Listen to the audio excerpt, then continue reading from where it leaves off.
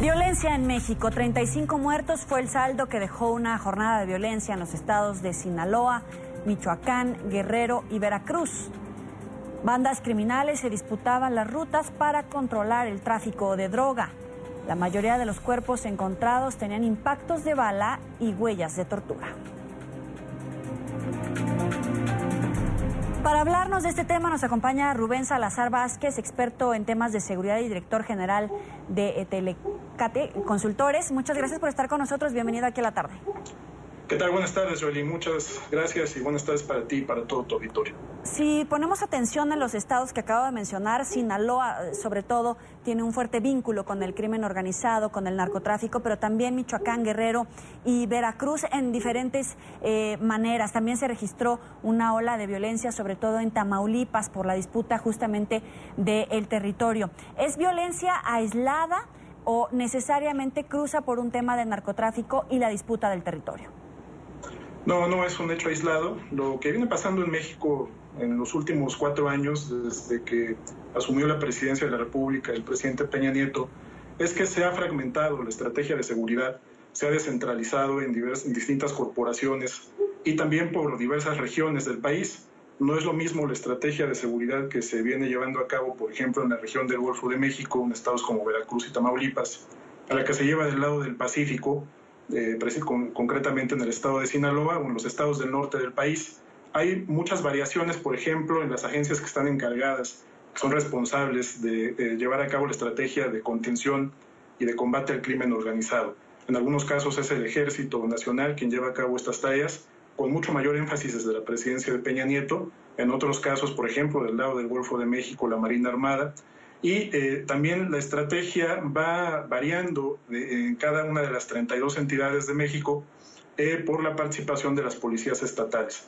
Esta situación lo que ha provocado es un descabezamiento y una fragmentación de lo que son 4 de los más importantes cárteles del país en células mucho más desorganizadas, con una dirección de mando mucho más horizontal, menos vertical, más violentas, y que han venido diversificando en la medida en que están siendo mucho más acorraladas por las fuerzas federales sus actividades delictivas en otros delitos emergentes, como lo han venido siendo en los últimos meses y en los últimos años, el robo de combustibles, los robos con violencia, el secuestro y la extorsión.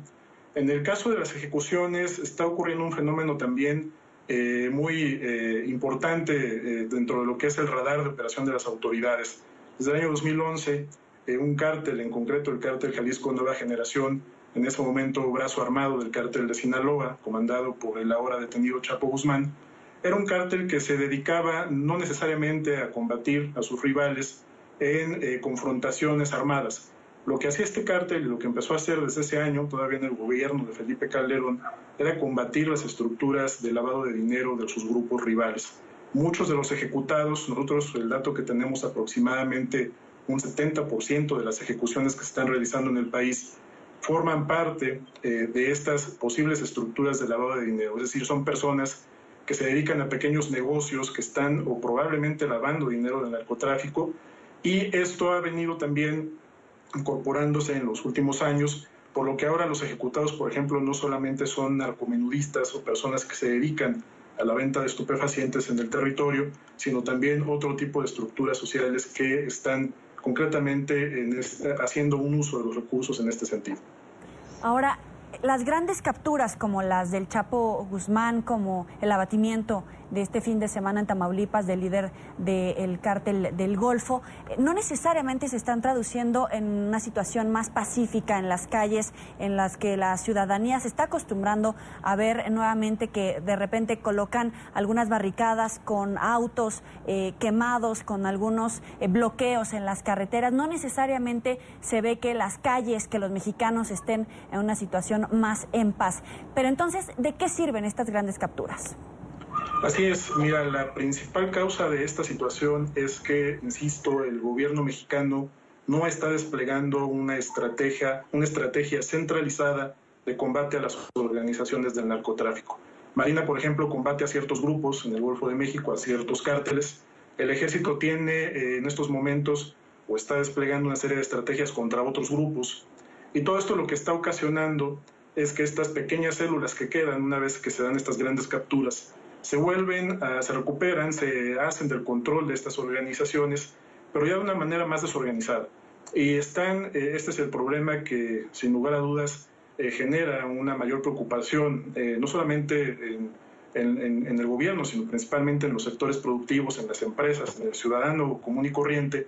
Es que estas organizaciones delictivas, para poder obtener recursos emergentes, están cometiendo otro tipo de delitos, por ejemplo, como asaltos violentos, robos con violencia, y en general los homicidios que también están cometiéndose derivados de estos asaltos tienen un impacto más alto en los niveles de percepción de inseguridad, que por lo menos, de acuerdo a los últimos datos que se dieron a conocer oficialmente, 7 de cada 10 mexicanos no tiene, digamos, seguridad o certeza dentro de sus comunidades, de tener, digamos, esta posibilidad de no enfrentar alguna situación ligada con la delincuencia. Entonces, este nivel de inseguridad, por supuesto que nos habla de dos cosas. Por un lado, de esta falta de una estrategia integral en materia de seguridad, pero por el otro lado también de un fenómeno que se ha venido desarrollando en México en los años recientes, que tiene que ver con el debilitamiento institucional de las policías del país. Las policías, por lo menos desde el año 2008, cuando se da inicio a esta confrontación contra los cárteles del narcotráfico en el gobierno de Felipe Calderón, han venido siendo sometidas a una serie de transformaciones sin privilegiar la función fundamental y constitucional que deben cumplir, que son funciones exclusivas de seguridad pública. A las policías, por ejemplo, se les ha venido involucrando en tareas de seguridad interior, cuando esta era una función exclusiva de las Fuerzas Armadas, constitucional y legal. Y ahora, por ejemplo, a las Fuerzas Armadas se les ha venido involucrando también en el combate de delitos del Foro Común, en concreto tareas de seguridad pública. Entonces, todo este caos que ha permeado en la estrategia de seguridad, pues sin lugar a dudas tiene como consecuencia natural también este nivel de violencia, esta violencia desbordada, no solamente en términos estadísticos, sino también en términos geoespaciales. Cada vez son más estados del país los que están teniendo estas problemáticas, en concreto los estados que están encabezando el número de ejecuciones, que tan solo en marzo rebasó el número de 2,000 víctimas, un año que no se veía, por lo menos desde el año 2011 con la administración de Felipe Calderón, pues nos habla precisamente de que la estrategia falla por no ser una estrategia integral en materia de seguridad. Justo eso es lo que te iba a preguntar. En la administración de Felipe Calderón se conocía como la guerra contra el narcotráfico y había siempre críticas respecto a si debería de llamarse de esa manera. Algunos decían que tendría que llamarse así por la cantidad de muertos y el derramamiento de sangre que hubo en las calles, la confrontación que había contra las bandas criminales. Ahora, en este sexenio, ¿cómo debería de denominarse, si se puede hablar de una política del gobierno de Enrique Peña Nieto? Mira, lo que históricamente ocurrió en el país, hasta antes de que se librara esta lucha contra los principales cárteles del narcotráfico, es que se tenía una estrategia integral. Y esta estrategia generalmente estaba tanto en su diseño como en su implementación manejada por un gobierno federal, quien era quien decidía cómo llevar a cabo esta confrontación.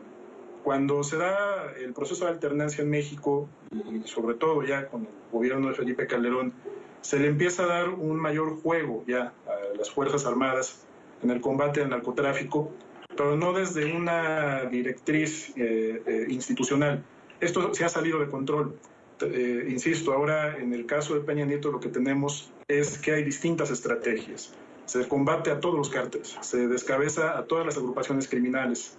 Y esto lo que ha generado es un fenómeno de fragmentación muy fuerte en el cual las bandas delictivas que están ahora desprendiéndose, pues tienen por supuesto una mayor necesidad de incorporar dentro de sus propias actividades otro tipo de delitos que son los que más están afectando a la población. Tenemos ahora fenómenos muy importantes en estos estados que estábamos comentando, de fuga de inversiones, de cierre de empresas y por supuesto ya hasta incluso flujos migratorios de personas y de empresas que están huyendo de estas entidades por fenómenos como el cobro de derecho de piso, por extorsiones de estas agrupaciones criminales que no les permiten llevar a cabo su actividad económica de una manera autónoma y en completa paz y tranquilidad. Entonces, la situación es que en la medida en que tú estás fragmentando a todos los grupos que actualmente operan en el país, pues se vuelve todavía más compleja esta situación. El segundo punto es que México desde 2008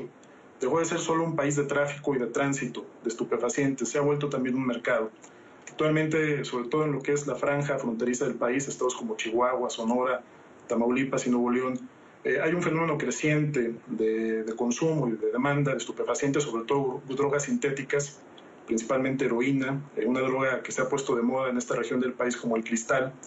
Y esto nos habla también de que en la medida en que esta actividad se ha estancado en el país, el comercio, la venta y ante una demanda creciente, sobre todo de jóvenes, de menores de edad, pues las bandas que están disputándose el control de estos territorios se vuelven más violentas para lograr su pleno control y dominio. Rubén, ¿pero qué papel juega, por ejemplo, la corrupción? Porque vemos una gran cantidad de exgobernadores que están siendo buscados o procesados justamente por un tema de corrupción. ¿Y el Estado de verdad es fuerte frente al crimen organizado cuando tenemos esa información? Mira, te voy a dar un dato que es muy importante tomarlo en cuenta en este tema de corrupción.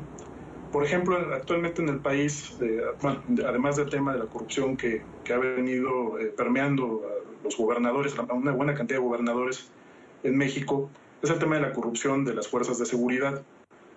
Actualmente en México se llevan a cabo controles de confianza para garantizar que, por ejemplo, las policías pues, no tengan si tienen algún vínculo con la delincuencia, sean dadas de baja.